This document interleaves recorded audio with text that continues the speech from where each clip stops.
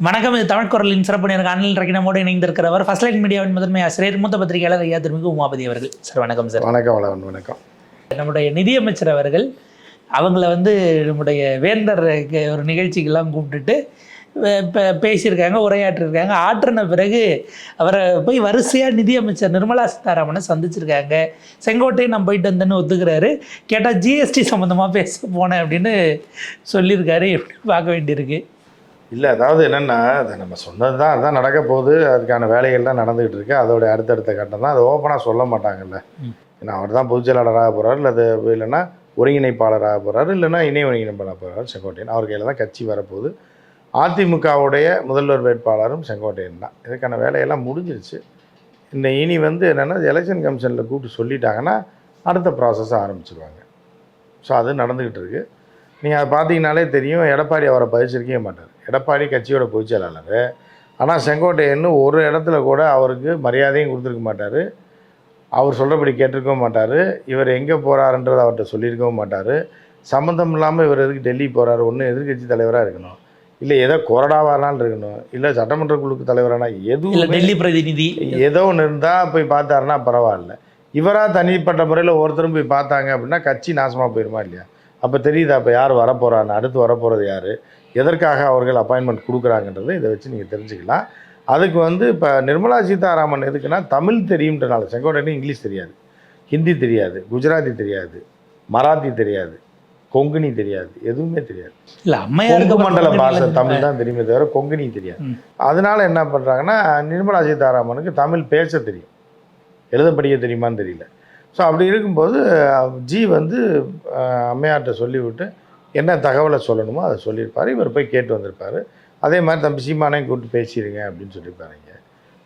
உள்ளே சேர்க்கலாமா இல்லை ஜெயிலில் வச்சிடலாமா, எது நமக்கு பலனாக இருக்கும், வெளியிலேருந்து ஆதரவா, இல்லை கூட்டணியிலே தம்பியை சேர்த்துக்கலாமா, இல்லைன்னா தூக்கி உள்ளே வச்சுருவோமா தீவிரவாதின்னு என்ன அப்படின்னு கேட்டிருப்பாங்க. கேட்டு சொல்லுங்கன்னு இருப்பாங்க. அதை கேட்டிருப்பாப்புல சீமான் சொல்லியிருப்பாரு, அக்கா நீங்கள் சொல்லுங்கள், தலைவர்கிட்ட சொல்லுங்கள், நீங்கள் தான் சோத்தை போட்டு காப்பாற்றி வீடெல்லாம் வாங்கி கொடுத்துருக்கீங்க, நீங்கள் என்ன முடிவு பண்ணுறீங்களோ நான் பார்த்துக்கிறேன், உள்ளே வர சொன்னீங்கன்னா வர்றேன், கூட்டணின்னு அப்படியே பல்ட்டி அடிச்சிடுவேன். போனவுடனே ஒரு ப்ரெஸ் மீட் விட்டு ஏன் சேரக்கூடாது, பாஜகவோட உறவு வச்சா தப்பா, ஏன் திமுக வைக்கலையா, இது ஏற்கனவே நம்ம சொல்லியிருக்கோம். இது சொல்லிட்டு தான் வர 2026 தேர்தலில் சீமான் கூட்டணி உறுதி. அது அதிமுக கூட்டணி சீமான், இது பாஜக கூட்டணி.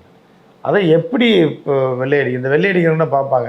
2 கலர் அடிக்கணும் அப்படின்னீங்கன்னா சொல்லுவாங்க. முதல்ல பார்ப்பாங்க, செவுத்தை பார்ப்பாங்க, மேலே அடிக்கணுமா கீழே அடிக்கணுமா இந்த பக்கம் அடிக்கணுமான்னு பார்த்துட்டு தான் அடிப்பாங்க. அதுக்கப்புறம் என்ன பண்ணுவாங்கன்னா, இது பத்தாதுன்னு வாங்க, இது ஃபெவிகால் வாங்கிட்டு வாங்க, அதை கொஞ்சம் பத்தாதுன்னு இன்னொரு டப்பா ஃபெவிகாலை ஊற்றி நல்லா கலக்கி அதுக்கப்புறம் தான் அடிப்பாங்க. அந்த மாதிரி வெள்ளை அடிக்கிற மாதிரி தான் சீமான். சரி, உள்ளே போய் பார்த்துட்டு வெள்ளை எப்படி அடிக்கலாம், இப்படி உருட்டலாமா அப்படி உருட்டலாமா, கலர் இந்த கலர் அடிக்கலாமா அந்த கலர் அடிக்கலாமா, ஃபெவிகால் எத்தனை டப்பா வாங்கணும், இதெல்லாம் பார்க்குறதுக்கு தான் அன்றைக்கி விட்ருக்காங்க. இப்போ அடுத்து வெள்ளை அடிக்கிறதுக்கு சாரத்தில் ஏற்றி விட்ருவாங்க. யாரை? சீமானை.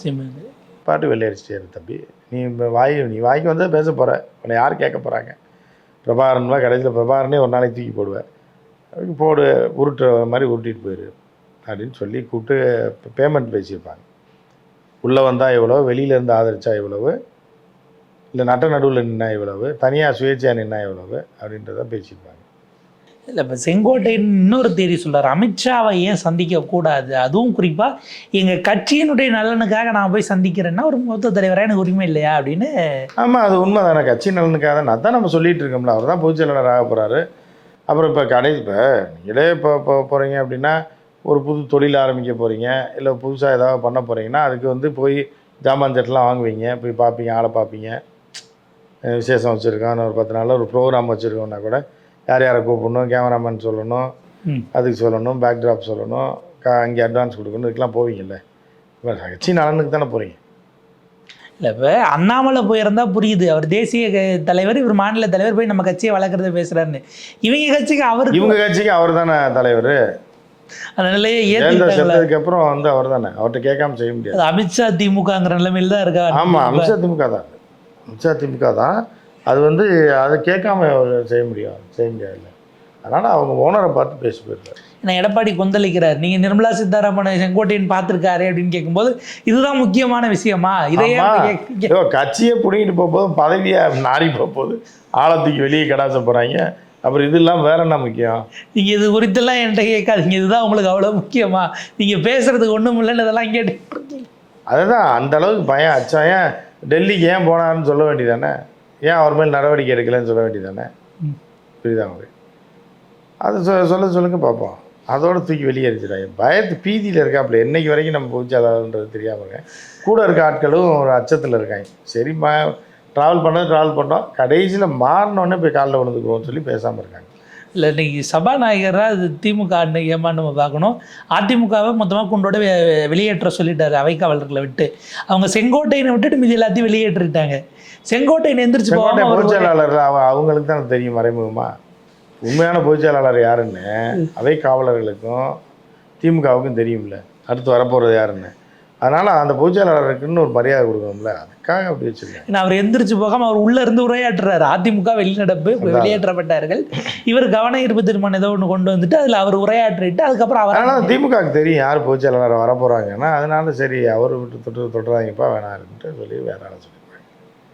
இல்லை இது எடப்பாடிக்கு நெருக்கடி கொடுக்கறதுக்காகவா? இந்த எடப்பாடிக்கு நெருக்கடிலாம் இல்லை, எடப்பாடி அவுட்டு அவ்வளோதான். நெருக்கடி கொடுத்து தள்ளுறதுலாம் அது முடிஞ்சு போச்சு அவ்வளோதான். பெட்ரோல் இருக்க வரைக்கும் டிவிஎஸ்பிடி மாதிரி அது கடைசி 10 மில்லி இருக்கும் பாருங்க, அது வரைக்கும் இப்போ ஓடிட்டுருக்கு. எங்கே போய் நிற்கும்னு தெரியாது.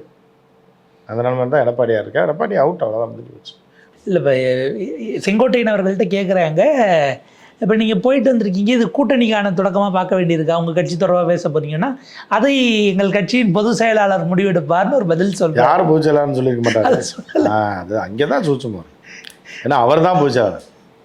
அதிமுகவுக்குள் எல்லாம் சும்மா யார் அந்த சார் மாதிரி பொதுச் செயலாளர் தான் முடிவு பண்ணுவார். பொதுச் செயலாளர் யார் அப்படின்னா அவர் தான் பொதுச் செயலாளர் அப்படின்வார்.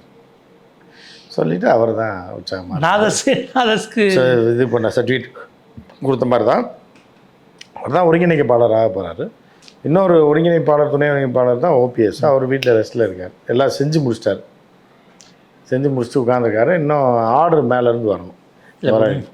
மோடிஜி அவர்களை ஓபிஎஸ் எடப்பாடி சந்திக்க நேரம் கேட்டார்னு சொல்லப்பட்டது. ஒரு வாரமாக பேசினாங்க, அவர் மறுக்கலை. ஆமாம், கடைசி நேரத்தில் ஏதோ காரணங்களால் சந்திக்கலை, வேண்டான்னு முடிவு பண்ணிட்டாங்க. அவங்களே வேண்டாம் எதுக்கு அவரை போய் சந்திச்சுக்கிட்டு, ஏன்னா வெளியே போகிற ஆளை போய் சந்திச்சுட்டு பேப்பர் போட்டாங்கன்னு வைங்க ஒரு கம்பெனியில் மாதத்துக்கு 1ஆம் தேதியோட போகிறாருன்னா அவர் முக்கியத்துவம் கொடுக்க மாட்டாங்க, டவுனும் பண்ண மாட்டாங்க. போகிறாரு அவரை வச்சுக்கிட்டு எதுக்கு மீட்டிங்க்கு அவர் வரல, பரவாயில்ல விடுங்க, அவர் வந்து என்ன பண்ண போகிறார், 10 நாளில் போகிறாரு அப்படின்ற ஒரு முடிவுக்கு வந்துட்டாங்க. அப்படின்னு ஒரு முடிவுக்கு வந்ததுனால தான் நேற்று சந்திக்க வேணான்ட்டாங்க. ஆனால் செங்கோட்டையன் வந்து போய் சந்திச்சுட்டு வந்துட்டார். எந்த பேப்பர் எந்த டிவியில் வந்திருக்காது, எதுலேயும் வரல. ஆனால் சந்திச்சுட்டு வந்துட்டார் ராமேஸ்வரம் கோயிலுக்குள்ளே. இதான் எக்ஸ்க்ளூசிவ். நம்ம போடுறதுக்கு முன்னாடி, நீங்கள் போடுறதுக்கு முன்னாடி நான் போட்டுருவேன். இப்போ சாயந்தரம் போட்டு கோவிலில் அந்த சந்திப்பு நடந்திருக்கிறது.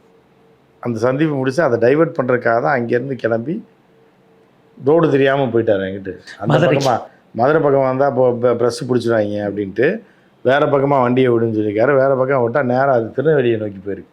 சரி போங்க தென்காசிக்கு போய் ஜோகோவை பார்த்துட்டு வருவோன்னு ஜோகோவை பார்த்துட்டு வந்துட்டார்.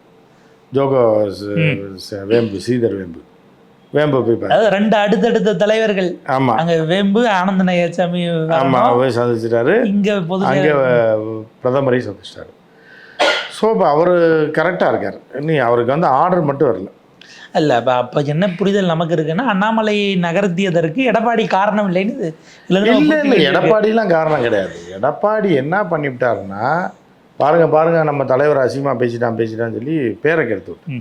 ஸோ அப்போ வந்து தொண்டர்கள் வந்து அப்போ எடப்பாடி சொல்கிறது உண்மை போல் அண்ணாமலை அந்த மாதிரி பேசிட்டாப்புல எம்ஜிஆரையும் ஜெயலலிதாவை அசிங்கமாக பேசினால அதுக்காக தான் தூக்கிட்டோன்ற மாதிரி தூக்கியிருக்காங்க. இப்போ தொண்டர்களை சமாதானப்படுத்தி அதிமுககாரன் பிஜேபிக்கு வேலை பார்க்கணுன்றதுக்காக அண்ணாமலையை தூக்குனது, அதிமுககாரன் அதிமுகவுக்கே வேலை பார்க்கணுன்றதுக்காக எடப்பாடியை தூக்க போகிறாங்க. புரியுதா உங்களுக்கு? அதுதான் அடுத்து நடக்கும். ஒரு நீண்ட உரையாடல். உங்கள் நேரத்துக்கு மிக நன்றி சார்.